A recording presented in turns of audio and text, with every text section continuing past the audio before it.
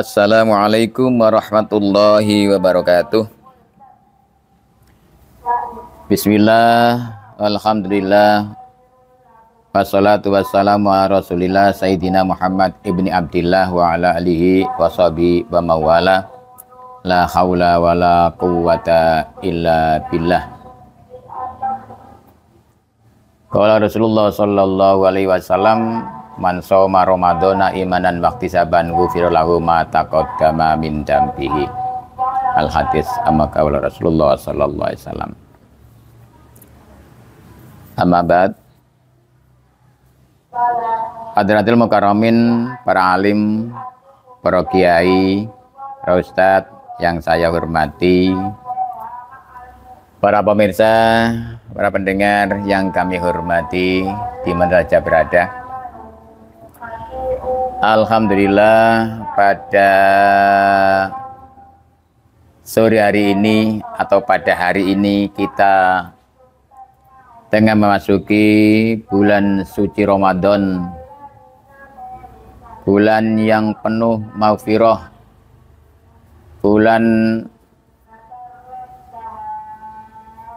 mudha'af,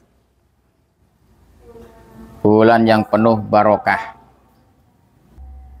Di bulan suci Ramadan, mudah-mudahan yang kesananya nanti sampai akhir Ramadan kita semua diberi kesehatan oleh Allah Subhanahu wa Ta'ala, bisa melaksanakan ibadah puasa dengan baik serta mengisi amalan-amalan di bulan suci Ramadan ini dengan baik. Untuk itu, dengan Allah memberikan kita panjang umur, memberikan satu kesehatan zahir batin, memberikan rahmat yang penuh sebagaimana syahrul rahmatun di bulan Ramadan ini, kita sepatutnya bersyukur kepada Allah Subhanahu wa Ta'ala dengan sebanyak-banyaknya, tiada terbatas, tiada terhingga, sehingga kita betul-betul menjadi orang yang abadan syakura, sebagai hamba Allah yang pandai bersyukur, mensyukuri nikmat Allah.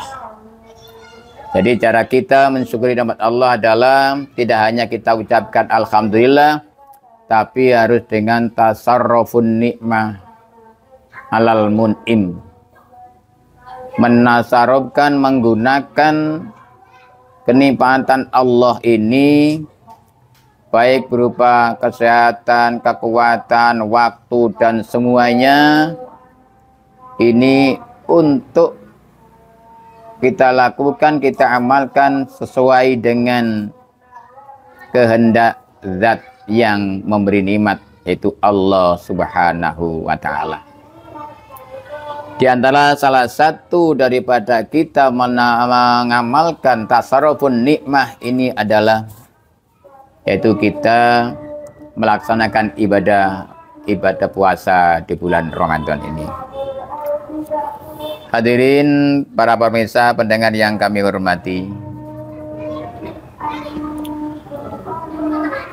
ibadah puasa adalah merupakan satu ibadah kelebu, termasuk ibadah golongan bahasa anggota tubuh, juga anggota batin. Ada beberapa ibadah, macam-macam ibadah. Ada ibadah yaitu ibadah batin, ibadah lisan, dan ibadah anggota badan. Tapi kita harus tahu dulu apa sih ibadah itu. Kita banyak mendengar orang melakukan ibadah. Ibadah adalah sesuatu yang dicintai oleh Allah, yang diridhai oleh Allah apabila kita melakukannya, mengamalkannya. Kalau yang tidak diridhoi oleh Allah itu bukan termasuk ibadah. Dan sekecil apapun asalkan itu diridhoi dan dicintai oleh Allah, maka itu termasuk ibadah.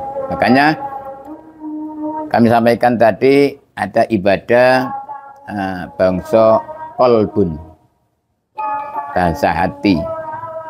Apa saja yang termasuk bahasa hati? Yang pertama termasuk mahabbah. Mahabbah itu termasuk bahasa batin. Kita cinta kepada Allah, ibadah.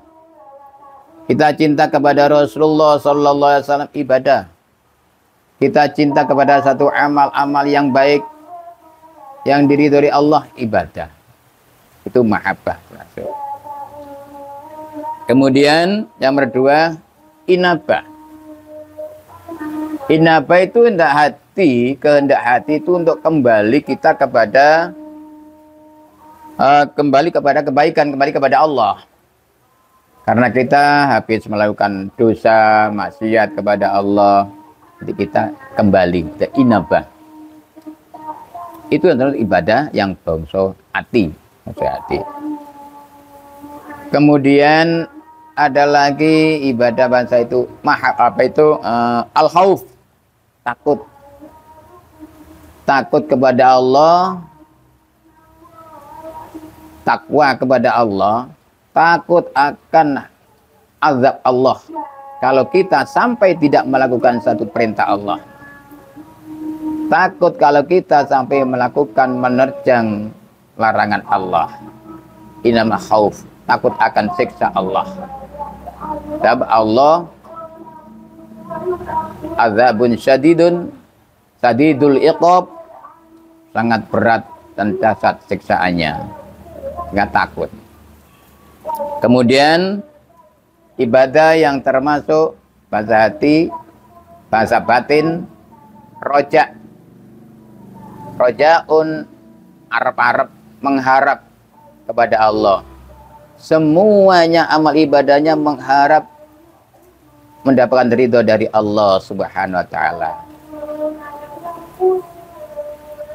Kemudian ada lagi tawakal. Tawakal ini termasuk ibadah yang tergolong ibadah bahasa batin. Jadi tawakal, seperti kita dalam melakukan amal-amal kita atau disertai dengan tawakal. Seperti kita sholat kita tawakal.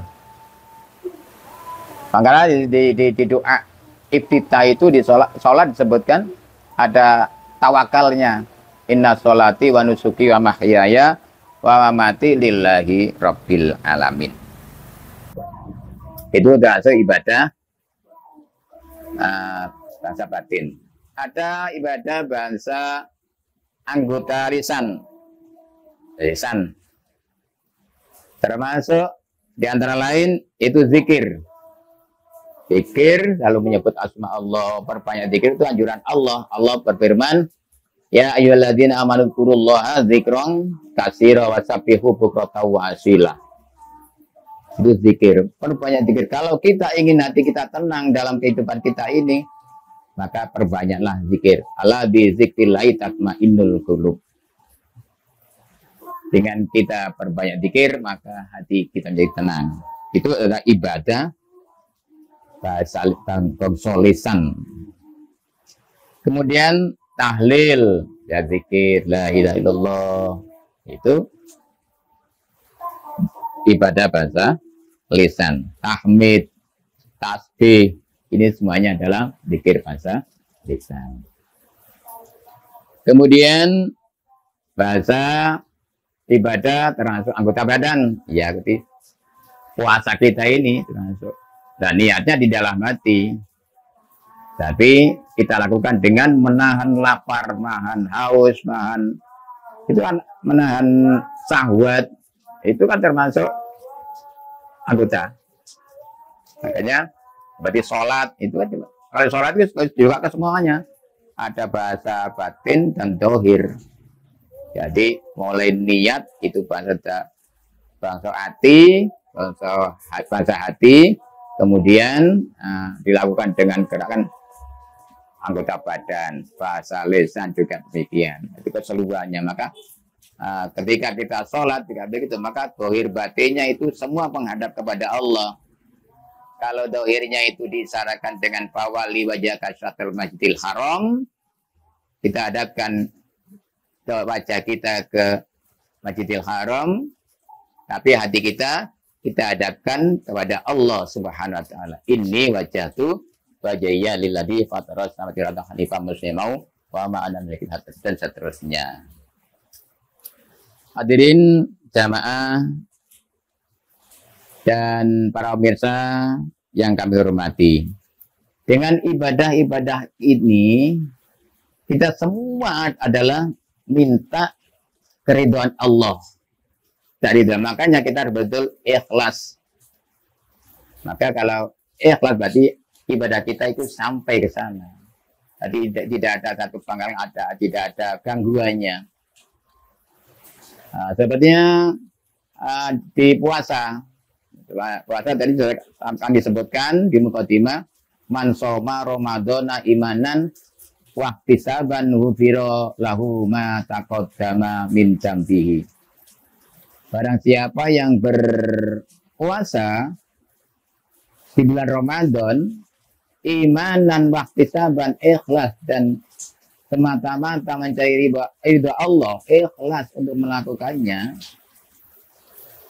ghufira lahu ma taqaddama min dzambihi, maka Allah akan mengampuni semua dosa-dosanya. Hadirin jamaah, para pemirsa yang kami hormati. Jadi sampai mana kita harus ibadah? Nah, semua itu ada waktu-waktunya. Dan ada ibadah yang bisa ada kompromi dan dispensasi, ada yang tidak ada sama sekali. Termasuk as-shaum, puasa. Ini masih ada keringanan bagi orang-orang yang tidak kuat, orang-orang yang sakit dan sebagainya, itu masih ada keringanan. Tapi tetap melakukan ibadah, puasa, baik itu qadha ataupun fidyah. Jadi kalau sholat itu yang tidak ada sama sekali tawar-menawar, biarpun repotnya bagaimanapun, tetap kita sholat, biarpun sakit tetap sholat. Cuma masih ada rukhsah bagi orang-orang yang musafir, termasuk bisa yang sholatnya tetap, cuma ada keringanan, ada di situ bisa dikosor ataupun dijamak. Jadi batas kita untuk ibadah ya sampai mati. Wa'bud rabbaka hatta ya'tiyakal yaqin. Dan beribadahlah, nyembahlah kepada Allah, wa'bud rabbaka kepada Tuhanmu hatta ya'tiyakal yaqin, sehingga datang kepadamu satu kepastian keyakinan, artinya ajal. Ajal itu pasti. Beribadahlah kepada Tuhanmu, kepada Allah Subhanahu wa taala, sampai datang ajal kita. Wa'bud rabbaka hatta ya'tiyakal yaqin. Hadirin para pemirsa yang kami hormati, untuk puasa Allah berikan suatu pahala yang luar biasa, tidak dibatasi sehingga diampuni dosa-dosanya. Sebagaimana yang diriwayatkan satu hadis yang diriwayatkan oleh sahabat Abu Hurairah radhiyallahu an, ai Nabi sallallahu alaihi wasallam anna qala Allah taala. Nah, ini hadis sabda Rasulullah yang diawali dengan firman Allah, namanya hadis qudsi. Qala Allah taala tulah hasanatin ya'maluha ibnu Adam. Semua kebaikan-kebaikan yang dilakukan oleh anak cucu Adam, udha'afu, dilipat gandakan pahalanya. Makanya Ramadan disebut syahrul mudha'af, bulan yang dilipat gandakan oleh Allah pahalanya. Dari 10 sampai 700 min asrati ila sab'u mi'ati di'win, sampai 700 lipatan pahalanya. Untuk sholat ditambahi ila saumi, kecuali puasa. Puasa tidak ada batasan 10, 20, 50, 100 sampai 700, tetapi Allah memberikan satu pahala yang sangat besar sekali, tidak disebutkan sampai di batas mana. Hanya Allah dia yang memberikan satu kewenangan, yaitu wa ana ajazibi fa innahu li wa ana ajazibihi.